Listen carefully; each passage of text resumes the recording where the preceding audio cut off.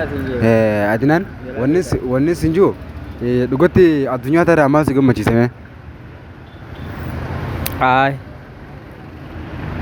Ay, Qofa si gammachiisa? Qofa si gammachiisa? Waan hedduu si gammachiisuun baanaar.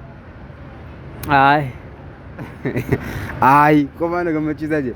Afaan Oromoo moo jechuun maali egaa? anjio, apa? Maal? Nga, Nama dhunguchuu qofa si gammachiisa? Hayyee maal jibbitaa? Si jibbisiisa? Giseen dhungachuu feete akkas hin jedhin feete jechuudha.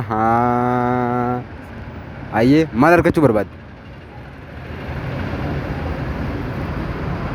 Waa takka illee fedhuu je wanti gurbaan dhagaadha fakkaatti waan fedhuu fi waan jibbuun beekuu fakkaatti isa bakka nyaadhuutuma dhugu jiin isa akkas qofa fedha maal feetaa jennaan godhaa jechuudhaan fedha